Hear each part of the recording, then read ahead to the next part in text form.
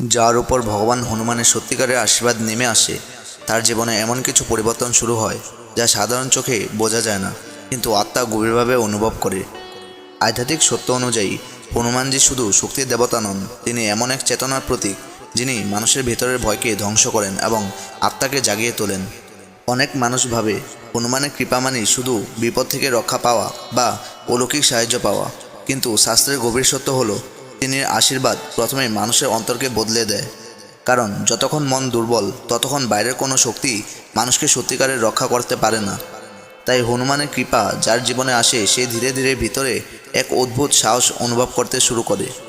আগে যে মানুষ অল্পতেই ভেঙে পড়তো, মানুষের কথায় কষ্ট পেত, অকারণে ভয় পেত, সে ধীরে ধীরে কঠিন পরিস্থিতিতেও স্থির থাকতে শেখে।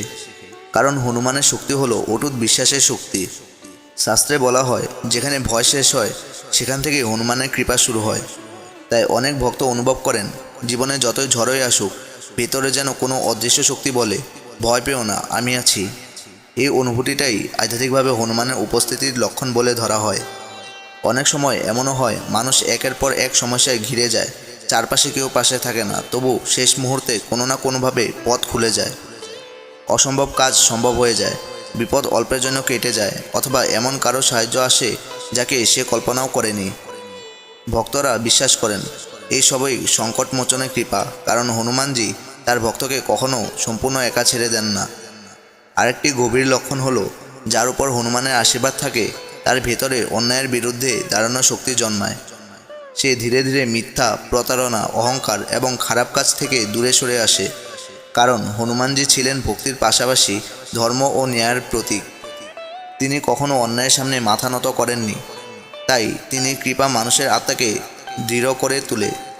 অনেক সময় দেখা যায় এমন মানুষদের জীবন সহজ হয় না, কারণ আধ্যাত্মিক সত্য বলে যাকে ঈশ্বর শক্তিশালী করতে চান তাকে আগে পরীক্ষার আগুনের মধ্যে দিয়ে যেতে হয়। যেমন লোহা আগুনে পুড়ে শক্ত হয়, তেমনি আত্মাও কষ্টের মধ্য দিয়ে শক্তিশালী হয়।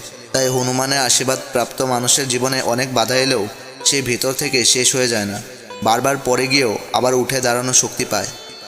আধ্যাত্মিকভাবে আরও বলা হয় হনুমানের কৃপা মানুষের ভেতরে অশুভ শক্তিকে দুর্বল করে দেয়।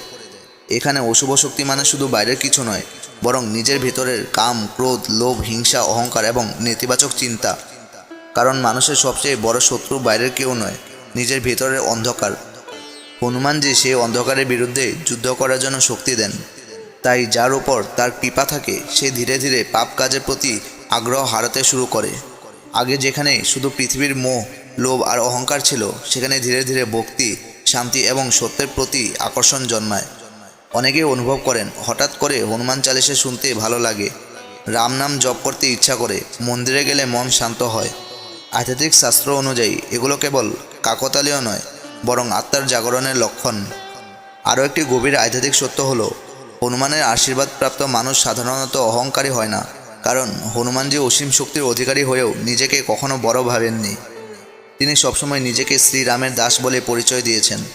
তাই তার কৃপা যার জীবনে আসে সে ধীরে ধীরে নম্র হতে শেখে। সে বুঝতে পারে মানুষের আসল শক্তি অহংকারে নয়, ভক্তিতে। আজকের পৃথিবীতে অনেকের কাছে অর্থ আছে, ক্ষমতা আছে, নাম আছে, তবু তারা ভেতরে অশান্ত।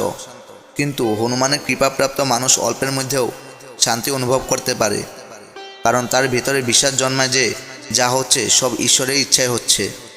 অনেক ভক্ত আরও বিশ্বাস করেন হনুমানের আশীর্বাদ থাকলে মানুষ অকারণ ভয় থেকে মুক্তি পেতে শুরু করে। রাতে দুঃস্বপ্ন কমে যায়, মন থেকে অস্থিরতা দূর হয় এবং ভেতর থেকে এক অদ্ভুত নিরাপত্তা অনুভূত হয়। কারণ হনুমানের শক্তি শুধু শারীরিক শক্তি নয়, মানসিক ও আত্মিক শক্তিও। তাই যখন কেউ গভীর বিশ্বাস নিয়ে তার নাম স্মরণ করে তখন মন ধীরে ধীরে শক্তিশালী হতে থাকে। শাস্ত্রে বলা হয় যেখানে রাম নাম সেখানে হনুমানের উপস্থিতি। তাই ভক্তি ও বিশ্বাসের মাধ্যমে মানুষ তার কৃপা অনুভব করতে পারে। সবচেয়ে বড় আধ্যাত্মিক সত্য হলো হনুমানের আশীর্বাদ মানে শুধু ইচ্ছা পূরণ হওয়া নয়, বরং এমন এক শক্তি পাওয়া যা মানুষকে জীবনের অন্ধকার সময়েও আলো খুঁজে নিতে শেখায়। কারণ পৃথিবীতে সবাই সুখের সময় হাসতে পারে, কিন্তু যে মানুষ দুঃখের মধ্যেও বিশ্বাস হারায় না সেই মানুষই আসলে ঈশ্বরের কৃপাপ্রাপ্ত। হনুমানজি সেই বিশ্বাসের প্রতীক। তাই যার হৃদয়ে সত্যিকারের ভক্তি জন্মায়, যে অন্যায়ের বিরুদ্ধে দাঁড়ায়, যে নিজের অহংকারকে জয় করতে শেখে এবং যে ভগবানের নামের মধ্যে শান্তি খুঁজে পায়, আধ্যাত্মিক সত্য অনুযায়ী তার জীবনেই ধীরে ধীরে হনুমানের আশীর্বাদ প্রকাশ পেতে শুরু করে।